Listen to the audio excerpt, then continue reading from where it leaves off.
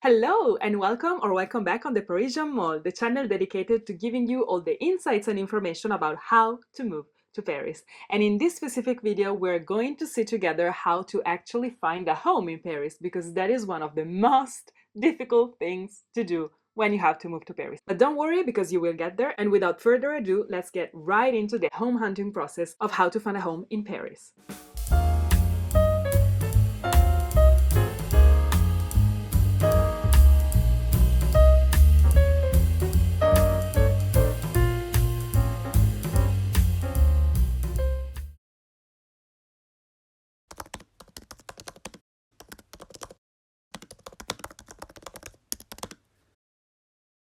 So first thing first, I want to mention that there's a reason why finding a home in Paris is so hard. Actually, there are a variety of reasons, but among the main ones, first of all, Paris is a huge city. And of course, it's a city that hosts so many people that arrive for a variety of opportunities. There are a lot of international companies. So of course, as all the big cities, Paris hosts a lot of people that move in here every single day. So sometimes the apartments available are actually less than the people that need to find a home. Another reason is because in Paris, but in France in general, it's very hard for landlords once the rent contract has been signed to, for example, start eviction processes in case the tenant stops paying the rent or creates some damages to the apartment. So, for example, if the tenant stops paying the rent and the landlord wants to start an eviction process, these are processes that take so long, so not just weeks, but months and sometimes even years, which are periods of time where the landlord will not receive the rent and will still need to pay for all the fees that he has to cover as the landlord. So of course that would create a big problem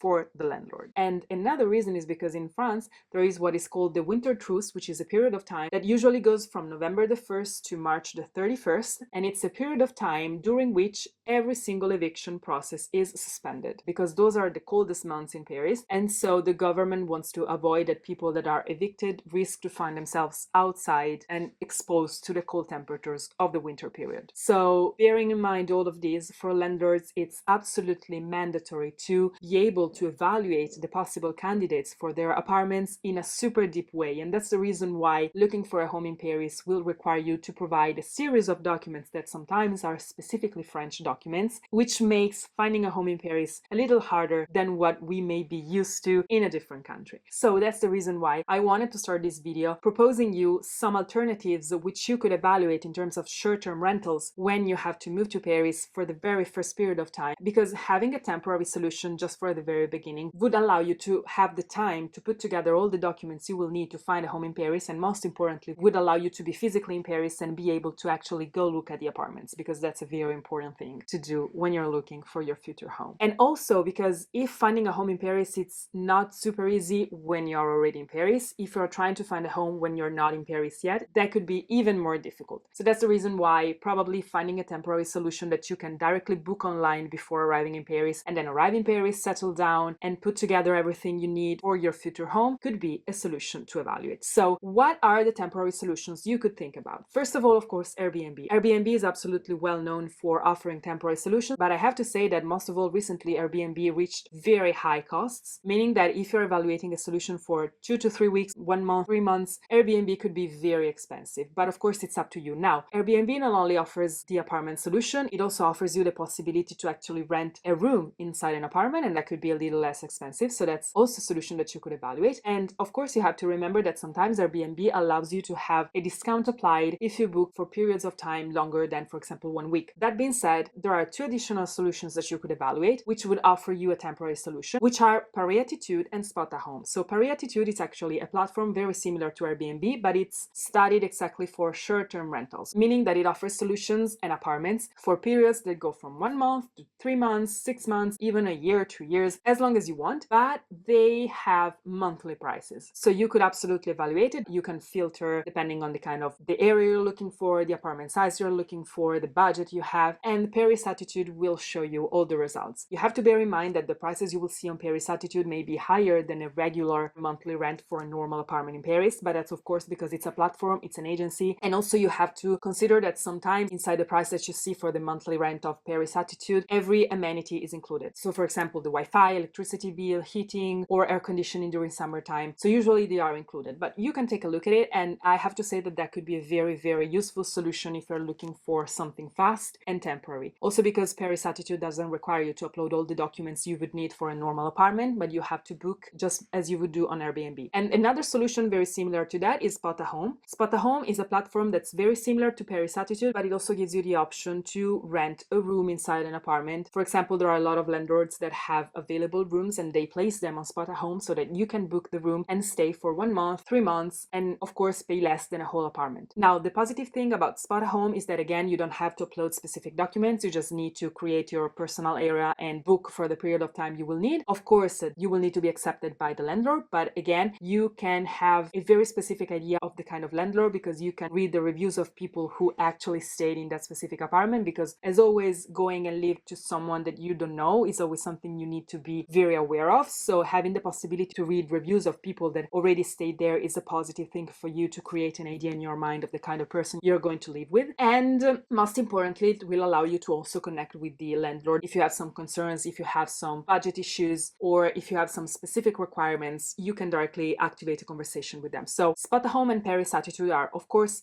temporary solutions that you could evaluate. And then last but not least, in the past few days, I was in the tube and I saw this advertising for this structure, this residence, this co-living structure, which is called ECLA. But as always, I will place all the links in the description. Now, I took a look at the website and I don't really understood if it's only for students, because it was written students, young workers, and globetrotters. So I don't really know what that means, because it's like saying everything and nothing at the same time. But you can try to take a look at the website, because it's a co-living space and they actually have 3 different co-living spaces in the areas right around Paris. And that could be another alternative, because they offer studios, they offer co-shared apartments, and they have a lot of common zones, like for example, a gym, kitchen, common areas where you can just relax and network with other people. So I think that could be a very cool solution if you're looking for something, again, temporary, just for the beginning. So just take a look at the website and see if that could be a good fit for you. Now, these were the solutions that you could evaluate if you need something temporary, something fast, something just to settle down in Paris and then start looking for your home. But let's get right into the actual home hunting process in Paris. So I'm going to list the main websites you could focus on while looking for a home in Paris. Of course, they're not all the websites. There are so many home hunting websites in Paris, but these are the main ones. And then of course, you can browse on every website and try to look if there are additional ones that could actually work for you and what you're looking for. Now, all these websites are going to be very similar one to another, but the main one is C'est Loger, which is a website where home landlords and real estate agencies post home advertising as soon as a new home gets on the market. So as you can see, you can filter depending on every need you have. So again, the area you're looking for, the size of the apartment, the budget that you have, the date you would like to move into the apartment, and all these kind of criteria. And it will show you all the apartments available. Of course, reading all the details, you will understand what's included and what is not, if in the monthly price it's included the electricity bill or not, if there are other amenities included or not. So just take a look at that and collect all the information that you need in order to start understanding how to actually evaluate the different home advertisings on this website. And then together with C'est Loger, another very known website is Logis, which again is very similar to C'est Loger. You can filter out depending on your criteria and it will show all the home advertisings. And then another website which we already talked about in the How to Get a Job in Paris video is Le Bon Coin. So Le Bon Coin is an online market. As you can see, it's kind of a bazaar. You find everything from furniture to clothes to job advertisings, but also home listings. So in case you're looking for a home, Le Bon Coin could be a good solution and a good website to check, because again, there are a lot of different home advertisings even there, and also people that look for new roommates because, for example, they have a roommate leaving and so they place a home advertising because they're looking for someone to replace the person that is going away. Now, together with all these websites, there are another platform that I would like to advise, which is PAP, which is the acronym of particulier à particulier, which would be private to private. So basically, it's a website which is different from the other that we mentioned, because on PAP, you only have listings from landlords, so directly from landlords, meaning that that could be a good solution for you, because in case you don't have all the documents you need, you could activate a conversation with the landlord in order to explain your situation, explain the problems you may have, and try to find a solution together. And that would allow you to have a direct conversation that otherwise with some real estate agencies you could not actually have. And then another interesting platform is Gens de Confiance. Now, Gens de Confiance literally translates into people level of trust, and it's a closed app dedicated to having only people that you can trust inside. Now, this app was created because, of course, in these big and the main home hunting websites, there are a lot of scam, meaning that a lot of people post home listings just because they want to collect your documents, for example, but a home listing is not real. Or sometimes other people post home listings, and if you want to see the apartment, they will ask for money. Now, this is a very important thing you need to keep in mind. If in order to book an appointment to see a home or to block a home, they ask you money, it's a scam. Don't do it, because in no situation a landlord or an agency will ask you money to show you the apartment. But unfortunately, there are people that create these kind of scams, and there are people that unfortunately fall into these scams. So Jean de Confiance was created exactly to have people that can be some sort of verified in order to not have fake listings and not have fake people looking for listings. So the only problem of Jean de Confiance is that you need to know 3 people that have the app, that are inside the app, and that could introduce you to the app. And for example, in my case, I just knew 1 person that had it at the time, and I didn't have other 2 people, and so I could never evaluate Jean de Confiance as a way to find a home in Paris. But if someone is looking and has the access, or knows someone that has the access, or has experiences using Jean de Confiance, just write it in the comments, so that could be useful if anybody is wanting to evaluate Jean de Confiance too. Now, that being said, you don't have to forget Facebook groups, because most importantly, when you're moving to a new city and a new country, Facebook groups could be very useful for you, not only to create some network and relationship with people already living in here, but also to express your problems or trying to find a solution if you're looking for a home and maybe you are facing some difficulties. Now, a very important advice I can give you is not only to focus on general groups of people looking for homes in Paris, but most importantly on national groups of people living in Paris. For example, in my case, I looked for groups related to Italians living in Paris, because of course, when you have people from your same country that live in the city you're moving to, sometimes helping each other out can be easier. And I have seen from my experience that in this kind of groups, sometimes people post about the fact that they are not looking for a home, or maybe they are going to be in Paris in the next month and they cannot find anything. And sometimes there are other Italians that reply, I am a landlord and I have a studio and I can rent it out to you if you need. So sometimes, it's just like helping each other out. Or I know someone that has a studio and they are about to leave it. So depending on the country you live in, you could try to type on Facebook and understand if there are groups related of people from your own country that live in Paris, and maybe start also having a conversation with them. So these are the solutions that you could evaluate on the main websites to look for a home in Paris. Now, what do you need in terms of documents to actually be considered as a possible tenant for an apartment in Paris? You will need the Dossier de Location. Now, this literally translates into the rent folder. So basically, it's literally a folder inside which you have to place a whole series of documents that the landlord needs to understand if you are actually a possible candidate for their apartment. Now, you will need to have a printed version of the Dossier de Location, so an actual paper version of it, because you will need to bring the Dossier de Location every single time you go look for an apartment you're interested in. But you also have to have a digital version of the Dossier de Location, because sometimes when you see a home listing, they will ask you to upload the documents when you book your visit, because they want to evaluate you before showing you the apartments. And this happens sometimes when they have so many people interested in seeing the apartment that they don't want to just like have 1,000 appointments, and so they want to just like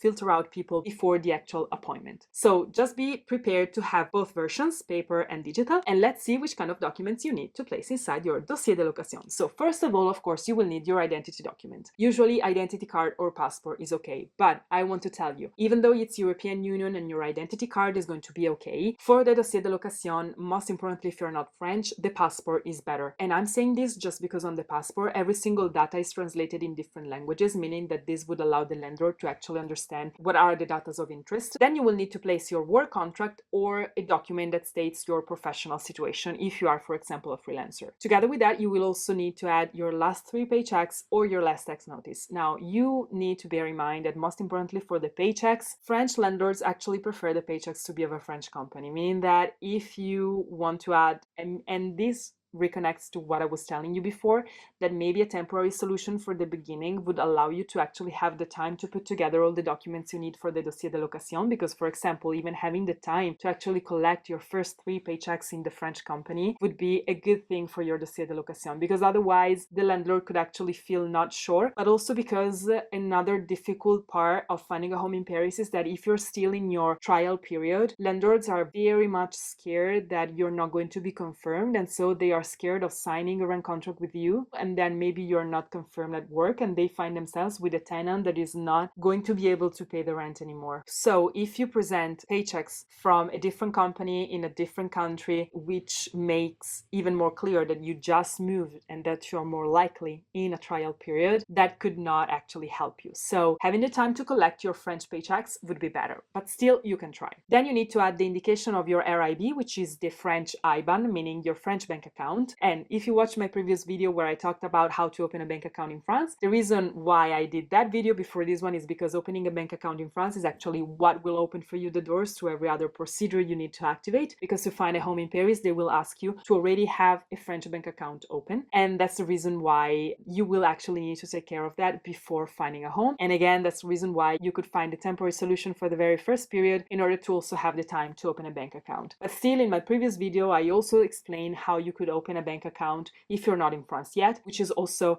a thing some of us need to deal with, because sometimes you don't actually have the time to wait until you have moved here to open a bank account. So if you need, just take a look at my previous video. But let's get back to our dossier de location. So you have to insert the indication of your French IBAN. Now, just keep in mind that the lender is absolutely not authorized to ask you for your bank statement. So the lender does not have any right to ask you to show the actual amount of money you have in your bank account. They're only allowed to ask you for the indication of your French bank account, just to be sure that you actually have one. Then you will need to provide the proof of your last 3 payments for your previous rent, because the lender wants to be sure that you are actually someone who pays the rent. But if for the very first period in Paris you were hosted or you had a temporary solution, like for example a structure of the ones that we saw before, what you could do is you could provide a déclaration d'hébergement, which is the hosting declaration. So I've been speaking about this document basically in every single video I made, but because the hosting declaration is actually a document very much used in France for a lot of different administrative procedures. So even to find a home, if you for the very first period had someone hosting you, you could actually ask this person to sign a hosting declaration, of course attaching a copy of their identity document and an electricity bill with their name on it, and that could be enough for the lender to actually evaluate you. If you were in a temporary solution, like in a short-term rental, you could actually ask the owner to state that you were actually living in their structure for that amount of time. And then we arrive at the most difficult document to put inside the dossier de location, which is the guarantor. So basically in Paris, in order to find an apartment, you need to provide a guarantor, meaning you have to indicate someone that is going to be held responsible in case you stop paying the rent or you create some damages inside the apartment. Now this is mandatory, and without a guarantor, the lender will not take into consideration to get inside the apartment. And that's one of the biggest problems that people, most importantly expats, face when they arrive in France. Because usually for French people, the guarantor is a parent or someone within the family. But even though legally the guarantor could be whoever, French lenders actually want the guarantor to be a French person. So if you provide a person which is not French, they will more likely not consider that, and then consequently not consider you as a possible tenant. So what to do in case you don't know anybody in France that could be your guarantor? Also, because you cannot only indicate the name and surname of the person, you have to provide a series of documents connected to this person, meaning their tax notice or their paychecks, a proof that they are reliable people, a proof that they are debt-free, and most importantly, a proof that declares that they have an economical possibility, which is 3 times higher than your monthly rent. Of course, you can understand that this is a lot to prove, and that's the reason why a lot of French people actually indicates their parents as their guarantor, because of course they need to have access to a lot of documents, and of course the guarantor needs to accept and sign the paper. So what to do in case you don't have a French guarantor? There are 2 solutions that you could evaluate. The first one is called Garantie Visale. The Garantie Visale is actually a warranty which was created by Action Logement, which is a French organization that takes care of all the housing services, and basically it's a service that you can activate for free. Of course, you have to respect certain limits that they indicate on their website, meaning that it's available for everybody between 18 and 30 years old of age. If you are above 30 years old, there are specific exceptions, and you could try to understand on their website if you actually fall into one of the exceptions. Because, for example, if you are above the limit of 30 years old, but you are inside the trial period for a permanent contract, or you are within the first 6 months of a fixed term contract, or other exceptions that are listed on the website, you could still apply for the Garantie Visale. And basically, you need to create your personal area, you need to upload the documents they ask you, which usually are the identity document, the last 3 paychecks, and the work contract. And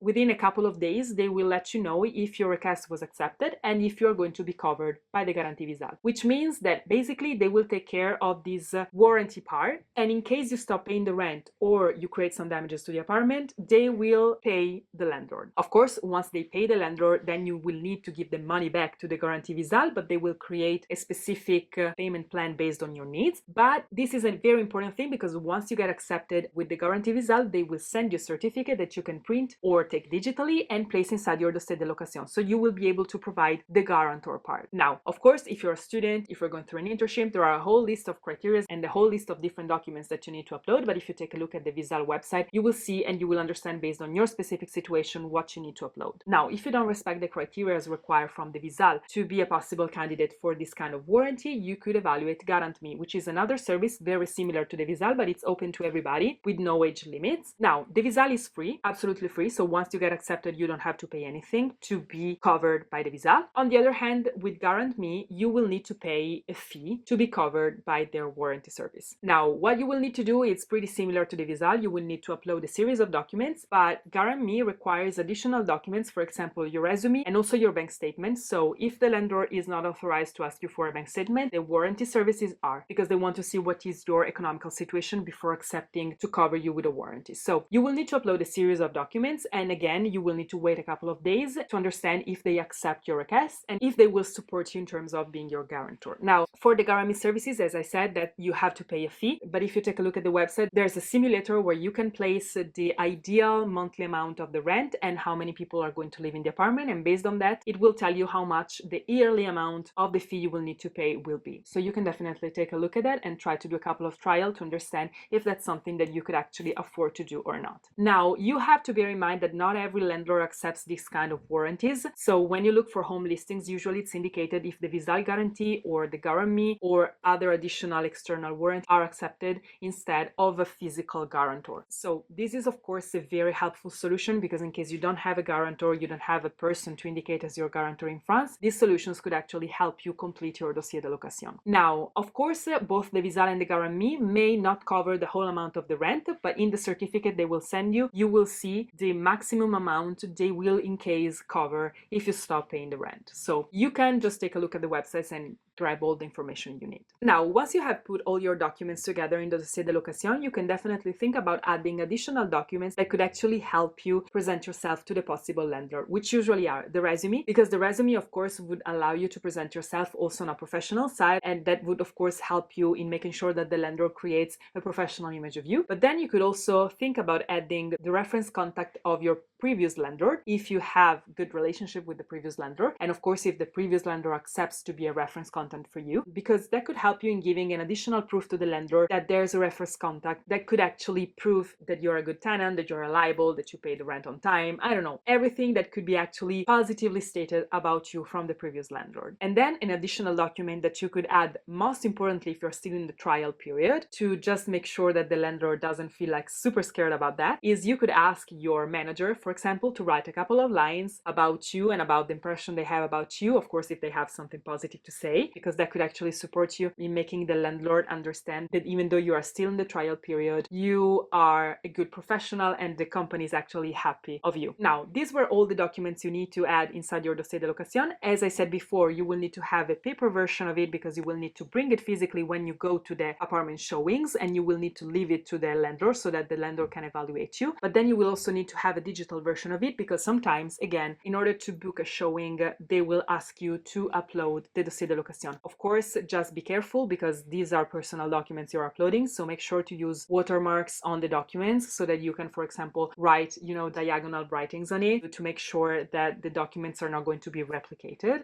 There are a lot of services online that you can use, but also the French government makes available a service called Dossier Facile, which is a platform where they not only help you understand if the documents you have in your dossier de location are correct, but they also verify your dossier de location and they make sure that the documents are not going to be replicable. So you can can actually take a look at that because that would be very helpful for you. And just before ending our video, I want to give you 2 additional advice for when you have actually found your perfect apartment and you're ready to sign your rent contract. So first of all, once the landlord has accepted you as the future tenant of their apartment, of course the landlord will tell you that you have to activate an insurance on your home that would cover any sort of damage that could happen while you live inside that home. So how to do that? Of course, online there are a lot of insurance companies that you could evaluate depending on the price and the services they make available. But if you have already opened a bank account in France, pretty much every bank also allows you to activate a home insurance with them. So you could try to call your bank and ask if they could activate a home insurance based on the information you will give them. They usually are the size of the apartment, how many rooms there are in the apartment, if there are specific valuable items you want to add inside this insurance. But most importantly, they will probably ask you even information that you need to discuss with the landlord, because sometimes they also ask you what was the year of construction of the building. So just have this flow of communication with the landlord, and they know that you have to activate a home insurance, so they know that they will more likely need to reply to these sort of questions. But once you have provided all the information either to the insurance company, either through your bank, they will provide you with a quotation and you will see which one works best for you depending on the kind of home insurance you want to activate. But just for you to know, it's mandatory. So this is not something you can take care of once you have entered the apartment. You will need to take care of it before. And most importantly, it's up to you to indicate when is the actual starting date